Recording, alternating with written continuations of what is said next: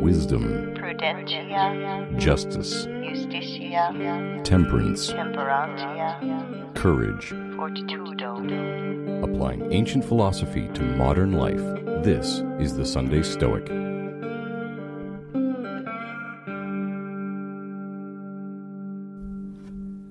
Welcome to the Sunday Stoic Podcast. My name is Steve, coming to you from Howard, Ohio, and I am joined today by Commander William C. Spears. He is a submarine warfare officer in the U.S. Navy, and he writes on leadership, ethics, as well as military topics. William, welcome to the Sunday Stoic. Stephen, I can't tell you how glad I am to be here. I'm finally on the Sunday Stoic. The legendary Sunday Stoic is back from hiatus, and I get to be a part of it. I'm so glad. You could say we've resurfaced. Yeah. Sorry. Done. I can't help myself. So, hey, but before we get started, I need to say to the listeners that that I am just here because I am actively serving in the Navy. I am just here speaking on my own behalf, and anything I say is just my own opinion, and doesn't represent a position of the government. And the same way, if I endorse some product or some hyperlink or something like that, that doesn't represent a U.S. Navy or a U.S. government endorsement of that thing. That's just my dumb opinion, and I have to say that because if I don't, then I will inevitably say something really dumb, and someone will interpret it as a position of the government. And then you'll get a phone call or an email, and we don't want that. Yes. Right. So, so I'll be standing at attention in somebody's office, on Monday. Absolutely. Well, I'm glad you cleared that up. And so, that being said, would you tell us a little bit? I gave a very brief background on you. Would you let the folks know who you are and where you come from? Sure.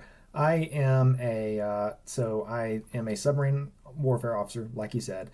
I enlisted in the Navy right after high school and enlisted into the technical nuclear power program to be a technician on board nuclear-powered vessels. And from there, I gained admission to the United States Naval Academy, where I graduated in mechanical engineering and commissioned as an officer, and came back into the nuclear power program as a submarine officer. And I've pursued my career there ever since.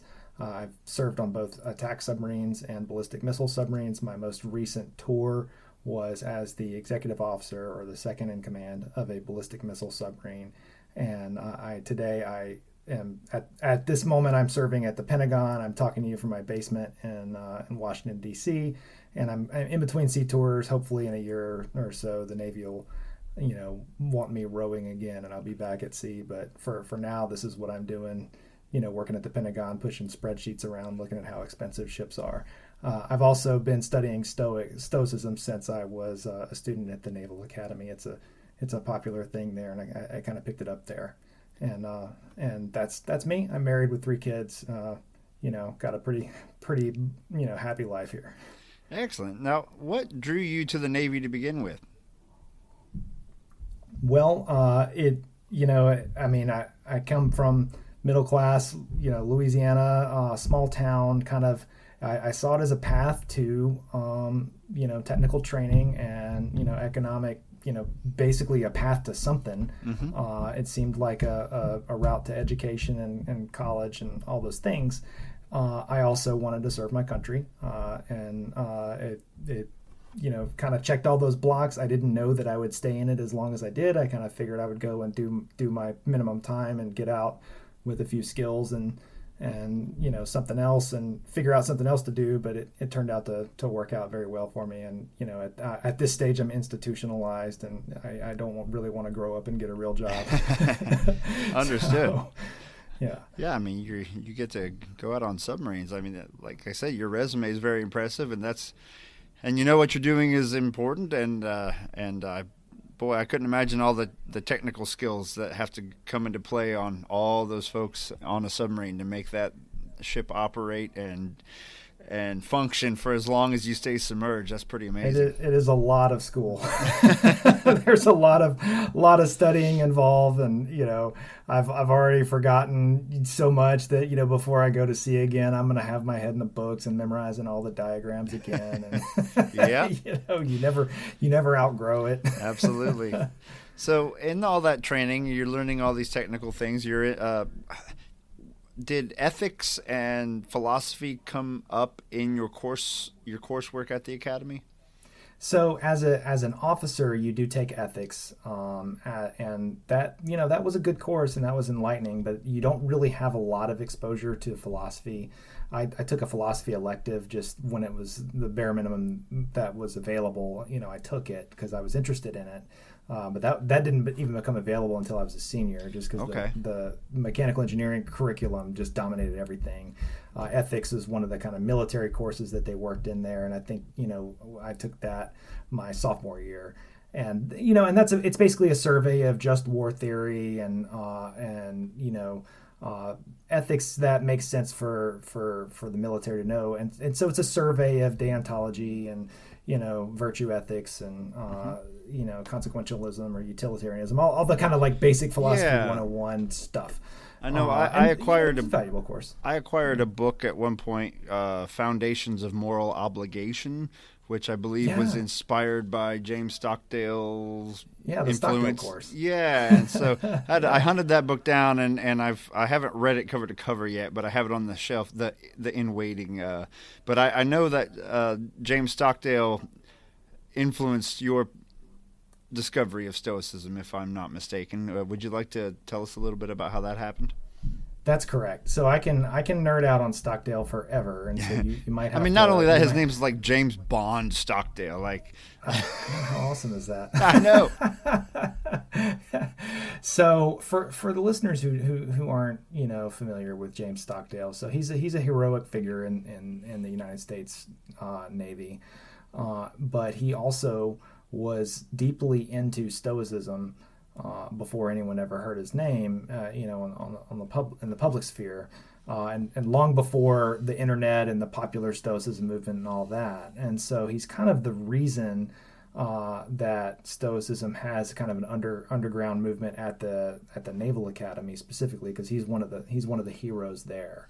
And more broadly, Stoicism has kind of always had a certain traction within the military, particularly that military guys tend to read a lot more than you might think, and they tend to read things like moral philosophy a lot more than you might think, and Stoicism just naturally is one of the things that immediately guys pick it up and they're like, oh yeah, that's how I think anyway. And it really resonated with Stockdale whenever he was kind of mid-career. After he learned about Stoicism, he went on, and he was a fighter pilot during the Vietnam War. He was also the air group commander, and he was flying a combat mission as the air group commander, and was shot down in North Vietnam and captured, and found himself in the as a prisoner of war. And if I recall, he said, as he's parachuting down, he says, "I'm leaving the world of technology and entering the world of Epictetus." That's right. And and it being the world of Epictetus is something that he continued to write and speak on for the remainder of his life.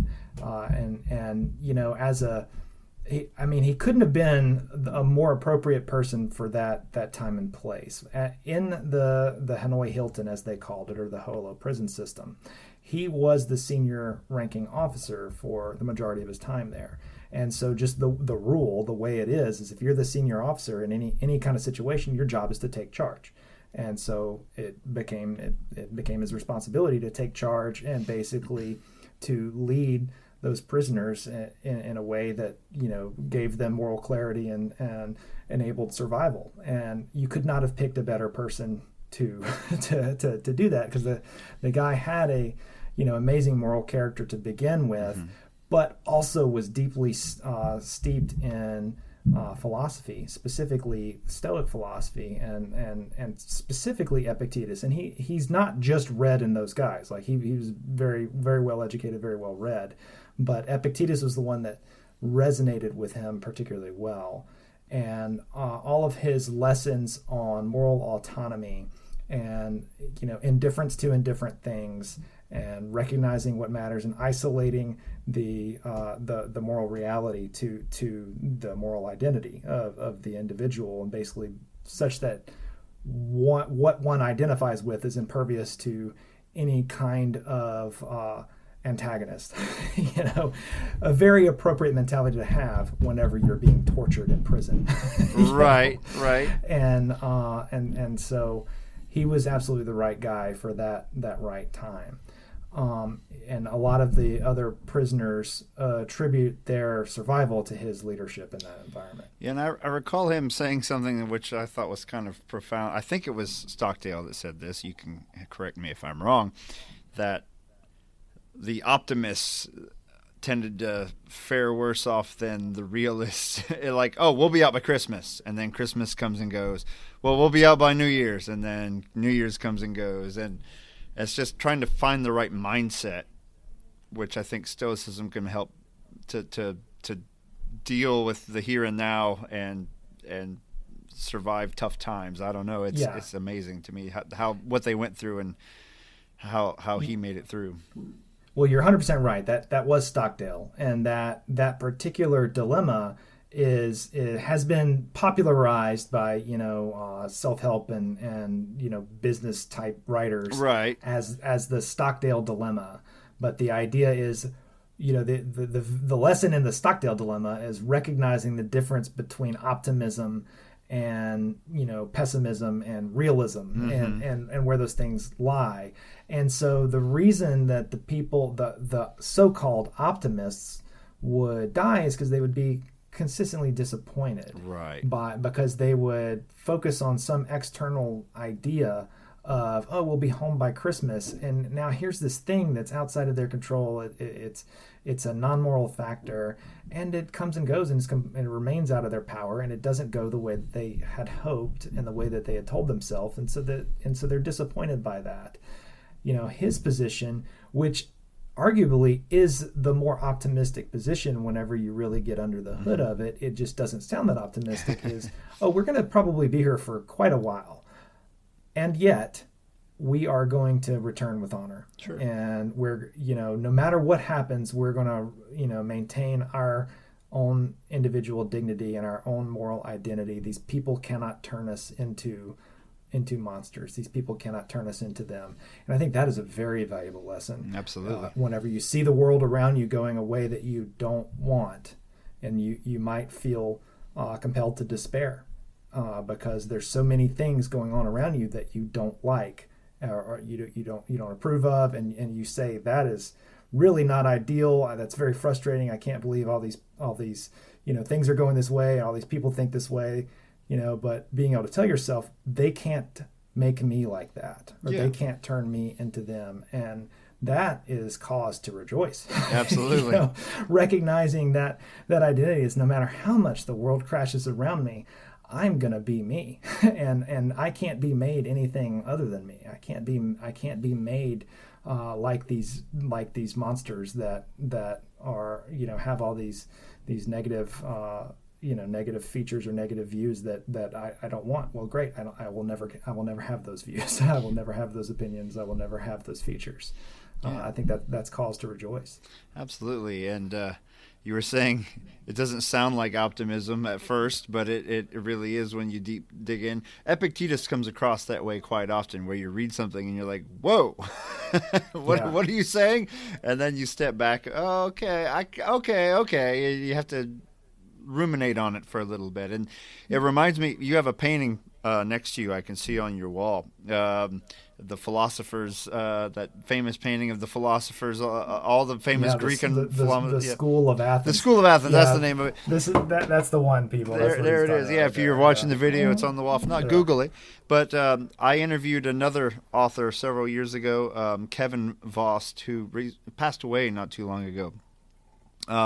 He was big in the Catholic world. He wrote a lot of books on memorizing Latin masses and things. But he wrote a book called Memorize the Stoics. And I used his book to memorize the themes of every chapter of the Enchiridion, and Okay. then could repeat them forward or backward. Not every word of the Enchiridion, but the themes. And one reason I did that was being inspired by Stockdale's ability to recall the themes, the lessons while he was in prison. Like, if you have it up here, they can't take it away from you.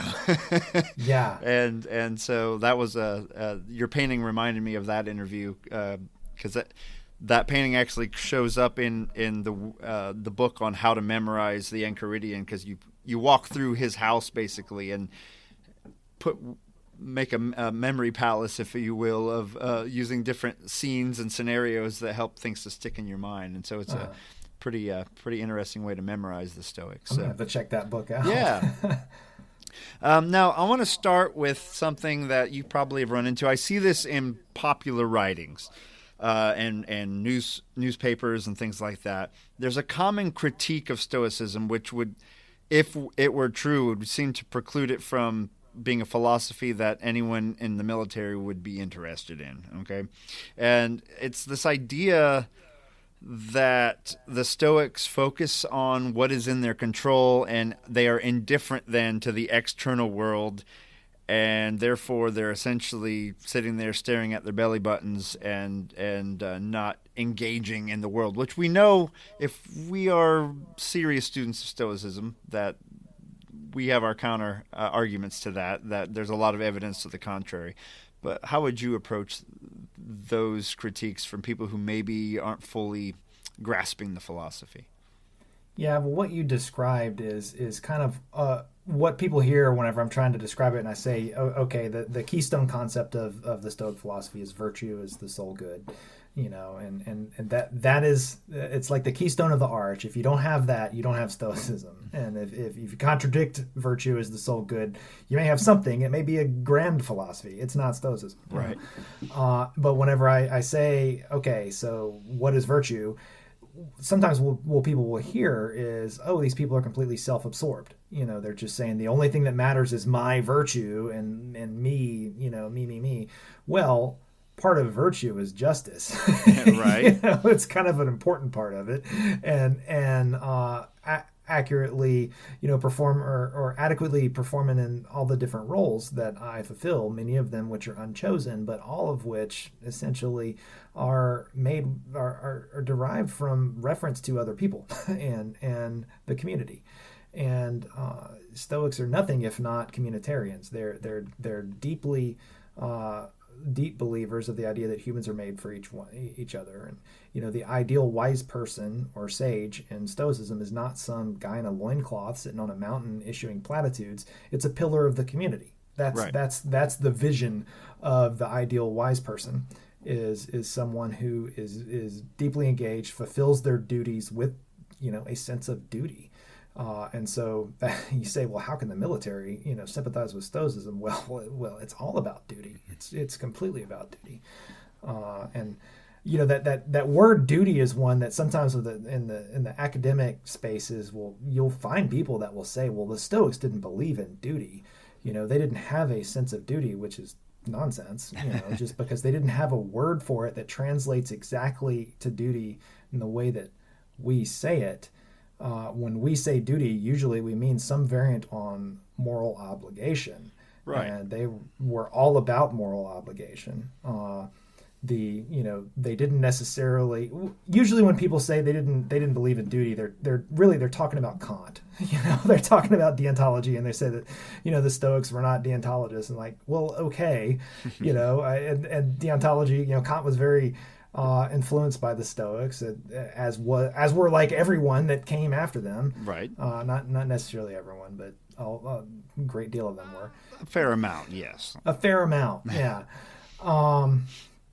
The point being, the Stoics absolutely believed in duty, and the idea that virtue being the sole good is this self-absorbed thing is absurd. It just misses the whole point of being engaging with my species and my fellows as being part of virtue. It misses that whole piece. Right. And so I know you talk about this at length in your book, but one way to think about that is and thinking about yourself, because it does involve the self, and it's your roles that you have in life, and then what are your duties in those roles. Like I'm a father, for example, and so I couldn't just say, well, it's not in my power to make sure my son eats, so I just won't bother giving him breakfast today, right? That would be a neglect of my ignoring my role as a father and not doing what is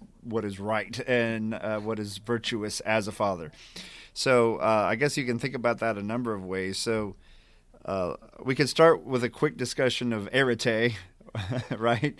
What makes, I don't know, let's just start with this idea of excellence in Stoicism. How do we narrow in on our roles? Let's just start with what makes an excellent submarine? Yeah. What would be arete in a submarine?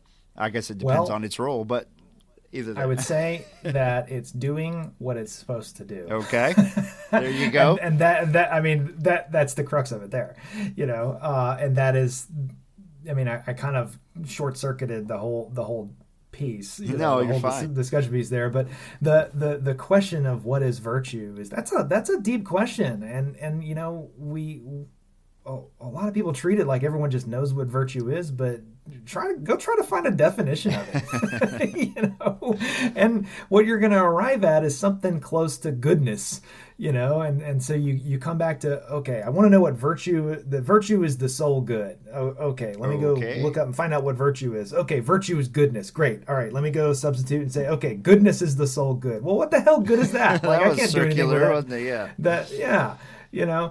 So there's more. It's more than just goodness. It needs to be goodness to some purpose or goodness to some end. So this is kind of bringing in Aristotle a little bit, but I kind of like his examples of, a knife can have virtue, a horse can have virtue. It doesn't necessarily need to be a moral thing. Just something has virtue if it is what it is supposed to be, and it does that thing well. So a knife can have virtue if it cuts well. Mm-hmm. A horse can have virtue if it runs fast, or pulls a plow well, or whatever the horse thing you're going to have the horse do. But let's say, like, I have a horse that makes really good milk. Right. That's not necessarily a reason to say it's a good horse. Or a knife that's really good at hitting things. It's a great hammer. This knife is a great hammer, right? That doesn't make it a good knife. Mm-hmm. So the next question, jumps out as like, okay, well, what is a human supposed to do, to be what a human is supposed to be? And that, for a human being who, unlike all of those other things that we just described, has this divine, in effect, quality of reason. Basically, the faculty of reason, that ability to reason with my environment and to think through things, is a uniquely human quality. And to the Stoics, that separates humans from animals as much or more than animals are separated from plants. That is an amazing ability and an amazing responsibility that comes with that faculty of reason. And given that faculty, what it is incumbent on a human to become is to manifest that reason, is to develop that ability and to exercise it. It is incumbent on humans to use reason. And if you use reason, you will be more wise, you will be more just, you will be more self-controlled, and you will be more courageous. You will be all those things that we consider the virtues. Right. Reason will compel you to become those things and to use those faculties and to become more virtuous. So reason compels you to. So that is what virtue is and does for a human, as opposed to running well for a horse. Right. So it's a different level of quality. Now, using that power of reason, we can deduce what roles we have in life. And now you are approaching this from the standpoint of being in the military, of the modern warrior and things like that. You have a book coming out. That's why you're here. And what roles come into play? You can pick your own position or whatever, but you're a human being on the planet. You're a citizen of a nation. you are, in your case, an officer in the U.S. Navy. You have all these roles. How do you make sense of all that and decide how to act and what to prioritize when you have so many different roles acting at once? Okay, so some roles I choose or have chosen by choosing a profession, and things like that, or choosing to remain in this profession. And some roles choose me, but like being a citizen, I didn't really decide that just kind of naturally happened. Sure. By faculty of where I was born, and but there are still responsibilities incumbent on that. Being a father, I wanted to be a father, and I became a father, but I can't unchoose that role. Right. I'm stuck with it, and thank goodness I am. I'm very happy with that role. But we have various roles, and ideally they work together consistently. But there's always potential, especially when we have a lot of roles. There's always potential for conflicts between them, and the Stoics aren't in the surviving sources that we have. They're not super clear about how to negotiate conflicts in roles, but it's there if you dig under the hood. Particularly in Epictetus, there's a whole book on this that's excellent. It's I believe Eric Johnson, The Role Ethics of Epictetus. Yes, an excellent book. Yeah. You've read it? I have, yes. Okay. All right. So I'm not telling you anything you don't know. My listeners might not have read it, though. That's the important thing. Yeah.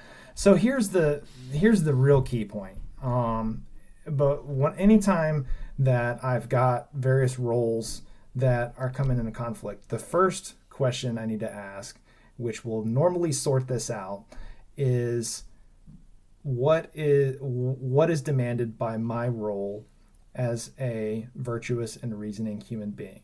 And that is what we could call the fundamental role, or the primary role that every individual has. Every reasoning individual has, first of all, the role of being a reasoning human.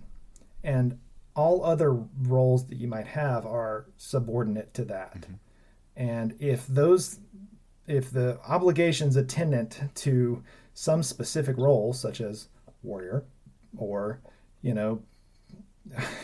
bus station attendant, I don't know, whatever role I've got, if it somehow conflicts with being a reasoning and good human, then being a good human trumps it. Mm-hmm. Okay. And basically that means that if I have this other role that's compelling me to do something vicious, then there's several things that are possible. One of them is that thing that seems vicious is not really vicious. It's just dispreferred. But if it's something that a virtuous person would do, then it's not vicious. Okay? Right. All things considered. If it's something a virtuous person do, then it's not vicious. It's not evil. Or that role is illegitimate, and I should not have that role. So, like, let's say my job is to be one of those people who calls little old ladies and cons them into, giving up their savings, and I've got this role. I've got to, that role sucks. You need another role. Yeah, time to drop that one. Yeah.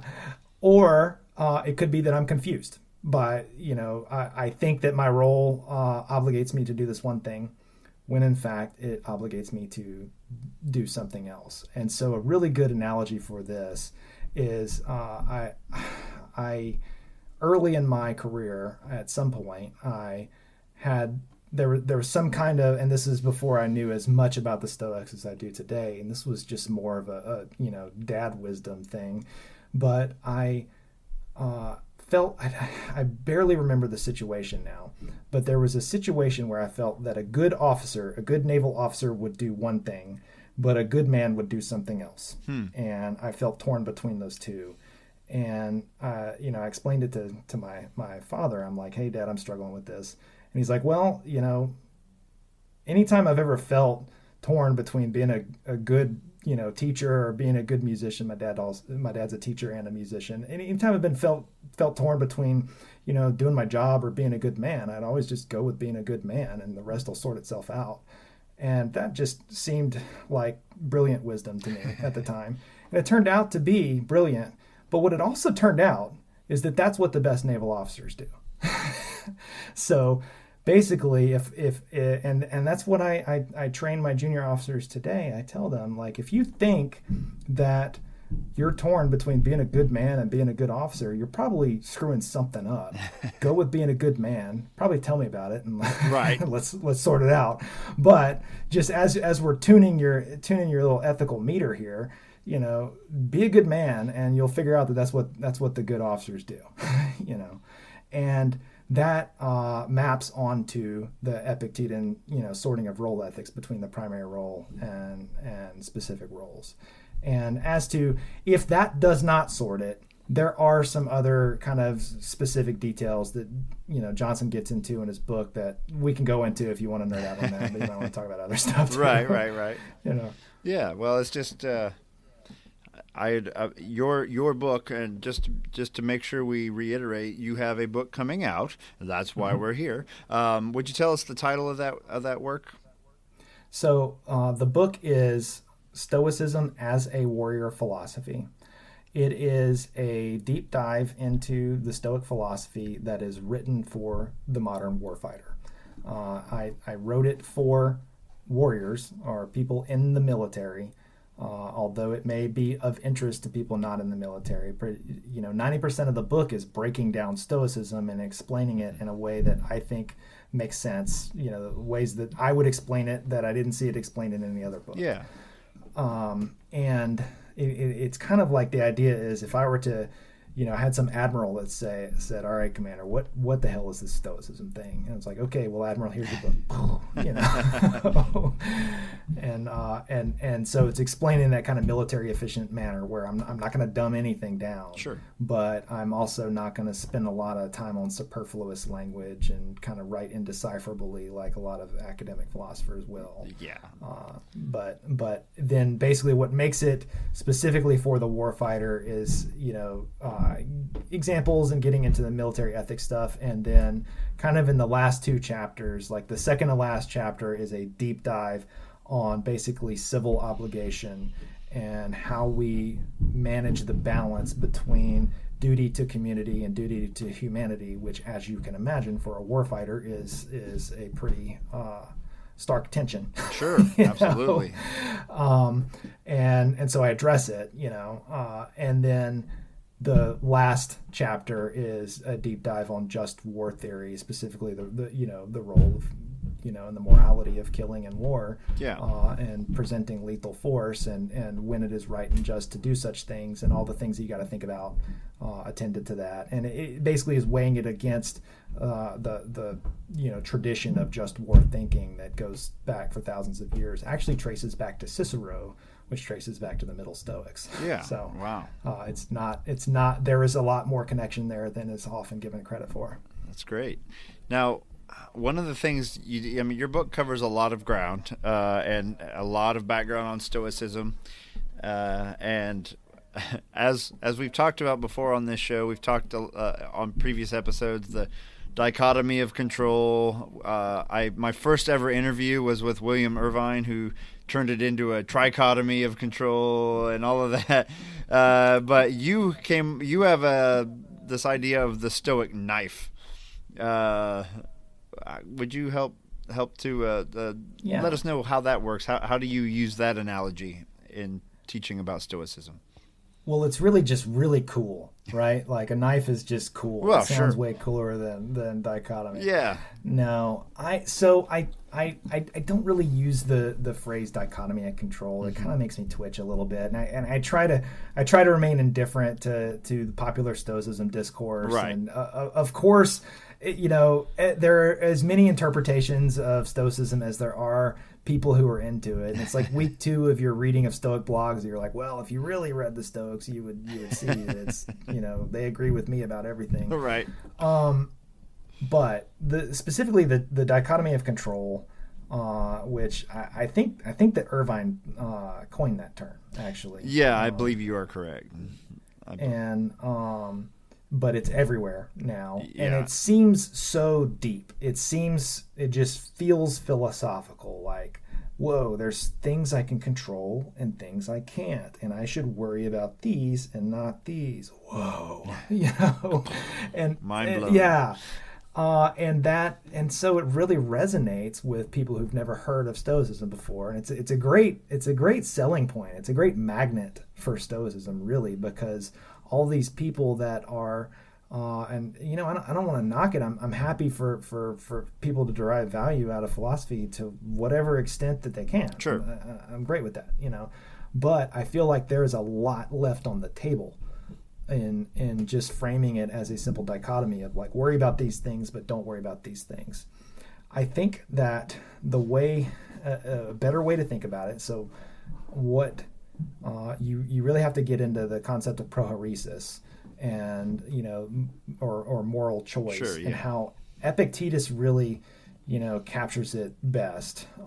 But he didn't invent this. I mean, he didn't invent the concept of prohoresis. But he articulated it so well, in the way that he emphasized moral choice as a test of what is a moral factor and what is not. So that dichotomy of control, what it is a psychological test of this thing that I'm thinking about, this problem, this dilemma, this issue, this object, whatever the thing is, whether I have control over it or not is what determines if that thing is a moral factor.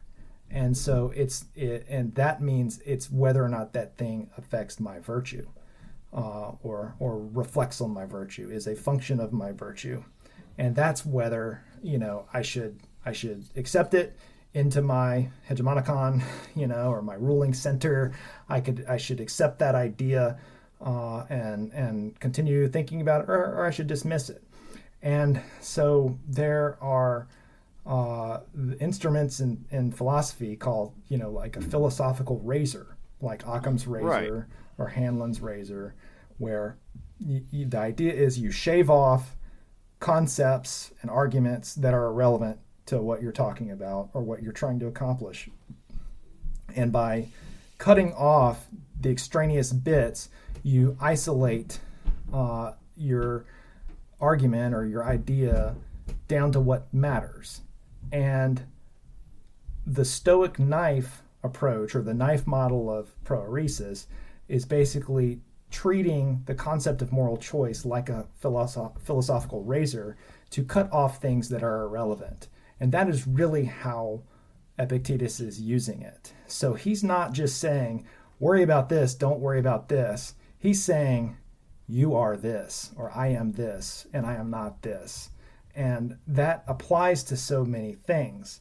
I can cut off the, all the things that are indifferent, all the things that are non-moral factors from my self-identity. And that's not just health and wealth and all these other, easily identified indifference. It's also anything that I do not have absolute control over, including my past and my future. Right. And that isolates the individual down to the present moment. So what I am, it's not just that Stoics are effectively presentists because they just focus on the present because that's what matters. They focus on the present because that's all I am. Right. When I say me, I am me in this instant. That is the deciding moral agent. I can't decide things at this moment. When I say I can't decide things in the future or the past. Like those are separate from this instant. And so the knife model basically captures all that stuff and doesn't run the risk of leaving it all on the table and just being so enamored with this idea that I can control certain things and not others. Whoa. Right. So we're eliminating what is not us and focusing on, okay, what. That's something that's important to recall. Like you said it all there, but like what all I have is the here and now. I can plan for the future, but I'm not gonna stew over it incessantly. I need to focus on what virtue I can do at this moment. What can I do that's virtuous now? And I will still have, theoretically, I'll still have my ability to use virtue in the future when I get there, which will then be now. This is the complicated world of the here and now. When we arrive. What are the choices Yeah, what are the choices that lie before me? Mm-hmm. And no matter what my situation is, there is there is a most virtuous thing I could do or think with the situation, even if I'm chained to a wall somewhere. Right. There's what would a virtuous person do in this situation is always available to me. Sure. Yeah. Epictetus talks about if you're laying sick in bed, you can be a role model for how to do that. Like by being right. doing it the best way you can. Maybe as little moaning and groaning as possible. Epictetus was not a fan. Like, if I'm going to die, do I have to do it groaning, and moaning about it? Yeah. That sort of thing. Yeah. Did you? I would assume Epictetus is your guy when it comes to your number one Stoic when it comes to digging into this stuff. Epictetus is the man. Whenever I first discovered the Stoics when I was at the Naval Academy, Epictetus didn't really resonate with me until much later in the game.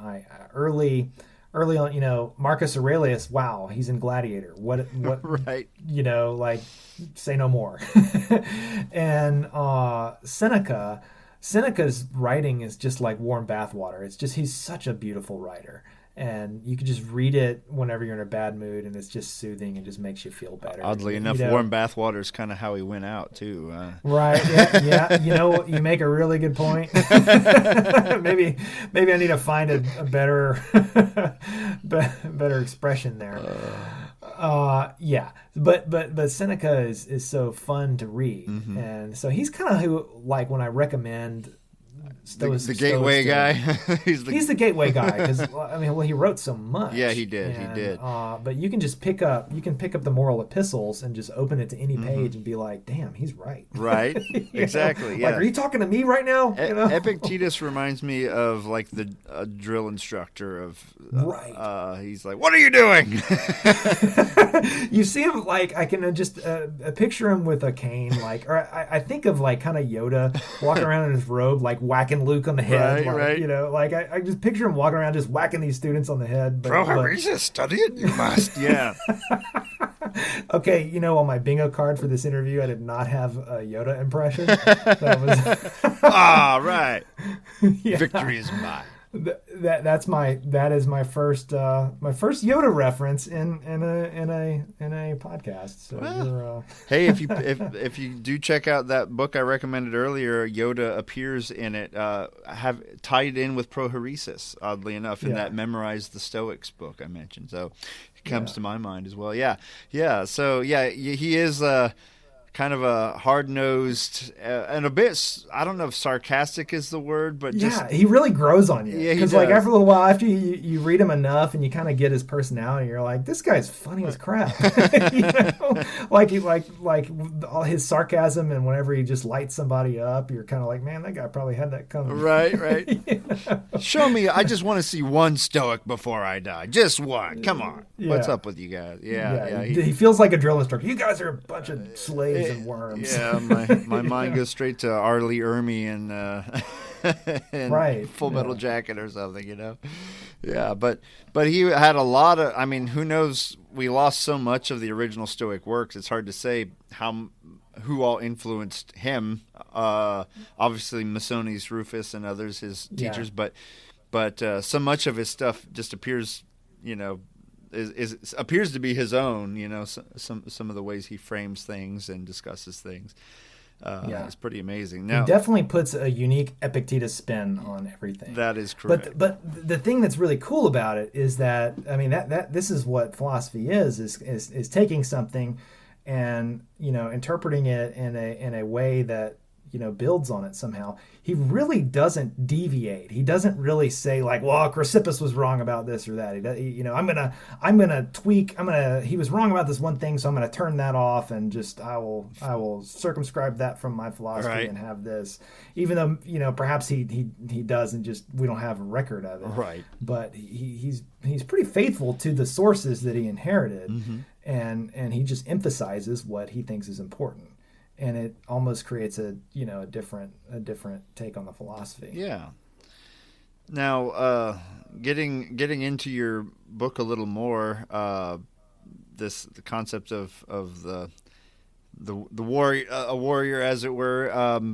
It's a complicated role to have. You are a member of a nation, but if you do follow Stoicism, we're supposed to try to be cosmopolitan, where we are members of a citizen of the world, as it were. And so, how does that aspect of Stoic philosophy fit in with your work? Yeah, like how do I rationalize that? Yeah, how do you rationalize that? How do I justify? I mean, war? we know the Stoics were involved in the military in Roman times. We know that it wasn't like completely off. It wasn't off. I mean, for crying out loud, Marcus Aurelius was the emperor and was off in Germania or wherever, doing his thing. So we know it's possible, but we do know, we're trying to be. I am not a citizen of this country. I'm a citizen of the cosmos, of the world, and so now you are going to war with another nation, and if you took that philosophy seriously, that'd be, I guess, like going to war with your brother, or something. How do you wrap your head around all of that? Well, it would probably be a lot like if I lived in a different century and the southern half of my country decided that it wanted to split off from the northern half. And in that case, it would be appropriate to go to war with my fellow citizens. Mm-hmm. Sometimes war is appropriate. Right. So all wars are civil wars in the Stoic view. Where if we're all going to be fellow citizens of a higher cosmopolis, then you've got that factor. I think it's appropriate to just point out that the military is not full of people who want to go killing people. Right. Okay. And I won't say there are none. There probably are some who just are really excited to go and kill people, but I would say that is not your typical warfighter. Sure. Most people would really much prefer that not happen, and yet military forces are appropriate. And we live in a complex world where there are things like genocides and nuclear weapons and chemical weapons and dictators and all kinds of badness out there, and I don't really have any comment on the present day. Sure. That's not my role, but we can look at history, and throughout history there has not been a point in which having some form of military forces has not been appropriate, and so reasonable people can disagree on how they're employed or how they're resourced and all those things, but you have to have some subsummation of the individual to the collective in order to get coherence of action and to be able to perform the role appropriately. So there's a couple of questions there.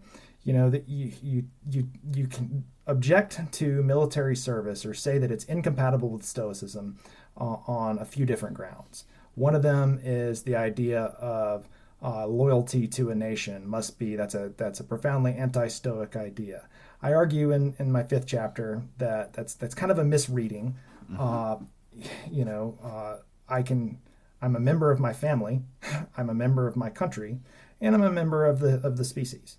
All of those things incur obligations on me. Sure. And we can go more into that. But I don't cease to be a member of my family or my country just because I'm a member of the species. Right. So, so there's that argument.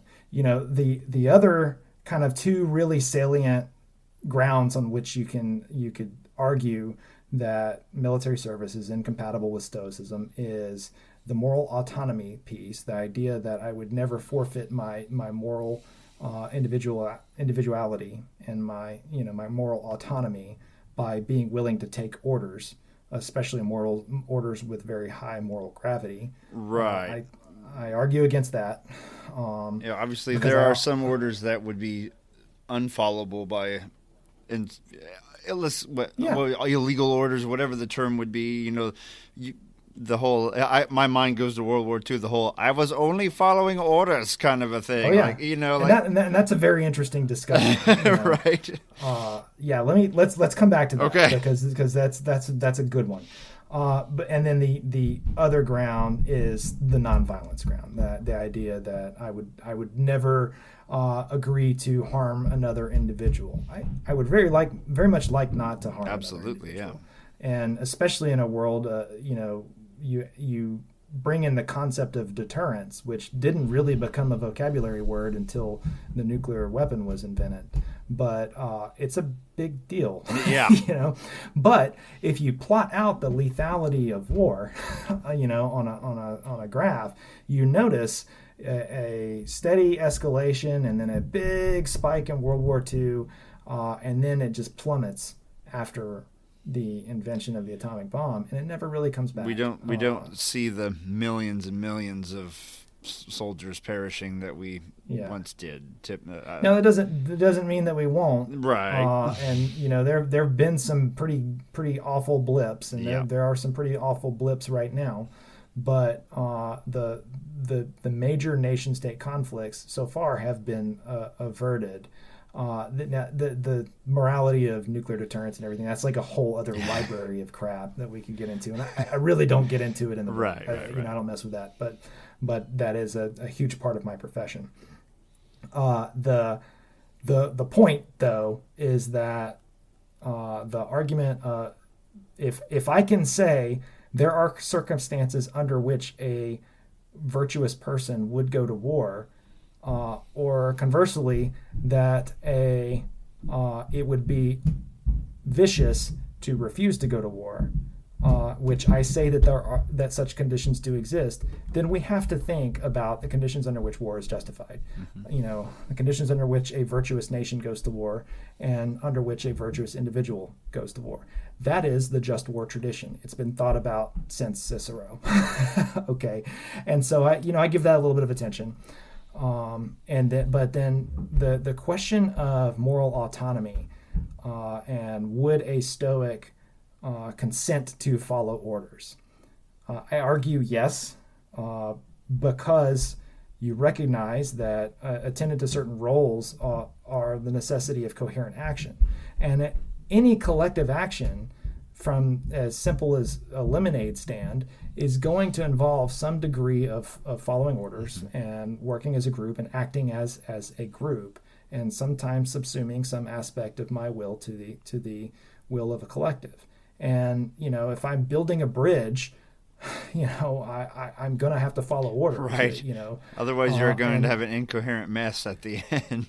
Yeah, and there's probably going to be aggrieved parties. There's probably going to be, some business person's going to get rich under false pretenses and all these things. And yet we still have to do collective action sometimes, and we have to reason through them. It's a mess. And so the thing is I always retain the capacity to disobey. And with that is a massive responsibility. I don't get to say I'm just following orders and do something evil. Mm-hmm. Okay. That hasn't worked since the Nuremberg trials. Right. The idea of obedience and disobedience of orders often comes up in the context of flagrantly illegal orders. Okay. Right. And in military training, they will tell you about this. And this is kind of how they put you read about the My Lai massacre and things like that. Like that's the only thing people will have forgotten. The Vietnam War happened, for thousands of years, but all they will know about it is the My Lai massacre. But there's a very important lesson there. If that is the only thing the thing that you immediately get told is like, hey, those were very illegal orders, and you are being trained now that if you get ordered to do something like that, you are to disobey that order. That is the expectation, because that is an illegal order. Okay, so that puts that to rest, and that will take care of most of your atrocities and terrible, vicious things that, a virtuous person would never do that thing. Mm-hmm. But do the conditions exist where a virtuous person would still, disobey a legal order? Are there orders? Is it possible for me to receive an order that is legal and immoral to the extent that I should disobey it? I argue, yes, that could be true. I won't necessarily argue what that is, Right. but every individual has some set of circumstances that, and this is not me like saying like, well, soldiers can go and decide willy-nilly what orders they can follow. I'm telling you that they will. If I'm telling you that, like in a thought experiment, if I say, all right, soldier, I need you to go slaughter that village over there, he's going to say, sir, that's an illegal order. It's an illegal order. If I say, well, this just in, Congress just approved the slaughtering of villages right here. It says right here, it's legal now. I'm showing it to you. That soldier's gonna say, sir, I'm still not gonna do that. Right. And you're just gonna have to find somebody else. I'm not doing that. And maybe it's not exactly that circumstance. It's a thought experiment. Right. The point is, for every human being, there are some set of conditions that your role as a virtuous human being is going to take over.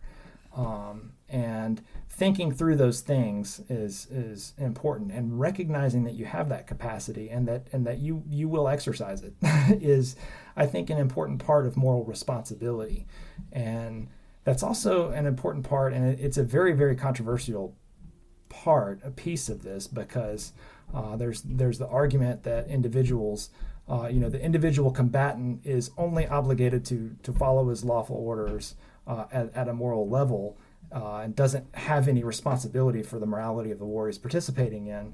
I argue that Stoics would not consent to that, or not assent to that position. And that's within the just war tradition that, I'm not inventing this argument. That's basically, there's a revisionist school of just war theorists that basically, they're not very friendly to combatants, honestly. Oh, okay. The revisionists, they're not necessarily very charitable in most of the readings that I've read on this stuff. But I do think that Stoics would basically take that position. A strict Stoic interpretation of the morality of war would not believe that the individual warfighter is absolved of consciousness of the morality of the effort that he is a part of.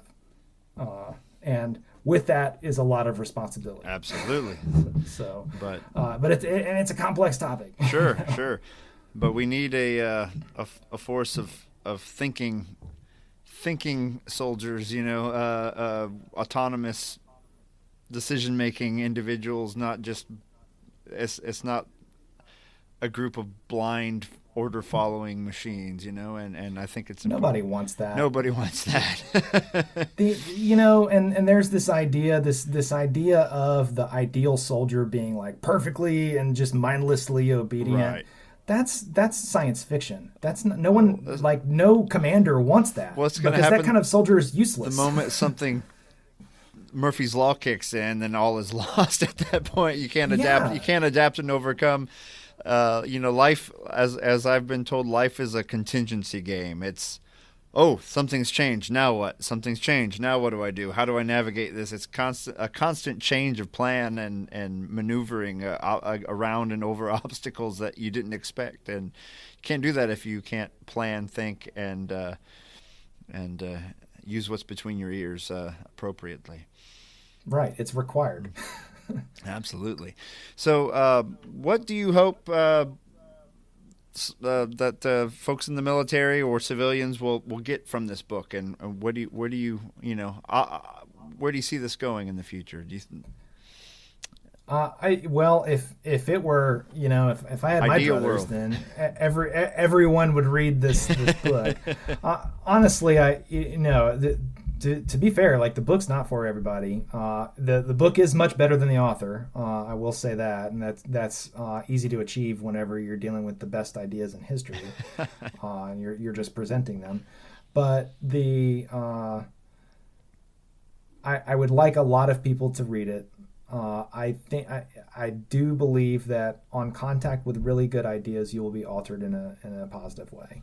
And I do believe that people who would put ideas into the world have a huge responsibility to make sure that they're good ideas. I think that the ideas of the Stoics, particularly on an ethical and moral level, are very good ideas. They're not necessarily 100% right. I mean, these people were writing before there was electricity. Right. Okay, but they were right about a lot, and the stuff that they were, even the stuff that they were iffy about are still compelling thoughts that, and meditation that will hopefully improve the individual. It's amazing how little human nature has changed over time, Yeah, that's the reason that we study the ancients, is because they cut through to the truths that have been true for 2,000 years and will be true for another 2,000 years. That's the stuff I want to talk about. That's why I don't care about current events, because it's not going to be relevant tomorrow. I care about stuff that's going to be relevant for a really, really, really long time, forever. I think that all of the military's problems, and there are plenty, in emotional resilience, the problems in physical fitness, the problems in ethics, the problems in professional ownership, all of those are moral factors, and all of those would be improved writ large by kind of a booster shot of ethical thinking and moral thinking in the military, and I want the military to be better. Sure. And I want people to be influenced positively, and I think that the military wields an outsized influence on society writ large, more than it probably collectively realizes. It wields an influence on culture, and I want that to be a good influence.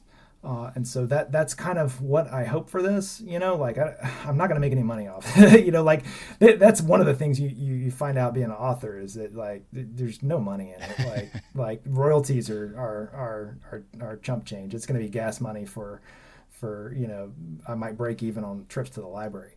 The point is that, I hope to be a positive influence, and I recognized that this book needed to be written. Yeah. Whenever Stoicism blew up and there's just like a different self-help book coming every month, there's going to be somebody's going to write, how the special forces use the secrets of Stoicism to be extra awesome killers or something. And right. It's like, I don't want them to be poor killers. I want them to be good at their job if that's what their job entails, but I want them to be good people. Right. Absolutely. And so I wanted to get ahead of someone writing something stupid. And put out something valuable that is actually intellectually valuable. I do think that I don't think the book's for everybody. It's not for everyone in the military, much less for everybody everywhere. But I do think that there will be value to people who are not necessarily in the military. Sure. Who, not everyone's necessarily gonna care that much about just war theory, but that's only part of that. I mean, that's a minor piece of the book. Most of it is laying out Stoicism. Yeah, the book lays out the philosophy in a very systematic way, and it's a great introduction to just the philosophy, let alone the extras that you've discussed. So I think it has the potential to have a great impact, and I hope it's looked at and adopted where it can be, and used for purposes that will improve conditions in the military where it may be needed, but also in the civilian world. I think a lot of people will benefit from it as well. So when does the book release? So it's supposed to release in November. Like the official release date in the U.S. is November 1. It is already released in the U.K. Amazon is like pushing its ship date. It's now like the 13th or something. Okay. But by the time this airs, it's not going to. It won't be too long. Yeah, absolutely. Yeah, it's not going to. Yeah, it's going to be. And I'm super excited for it. Yeah, absolutely. Yeah, and where can people go to find out more about you and your book? So the book is on Amazon. Stoicism as a Warrior Philosophy by William C. Spears. I have a website, williamcspears.com. It's just kind of a place where I hang stuff that I write and kind of updates and stuff like that. I've written a bunch of articles and essays and stuff like that. That some of them have to do with morality and some of them have to do with Air Force bombers and stuff. Sure. Just whatever military stuff is interesting at the moment. Excellent. Well, Commander Spears, thank you for your service, and thank you for writing this excellent book and appearing on the podcast. And I encourage my listeners to check it out, pick up a copy, and support Commander Spears in his future endeavors. And thank you for joining the Sunday Stoic today. Steve, thank you so much for having me here. All right. Carpe diem.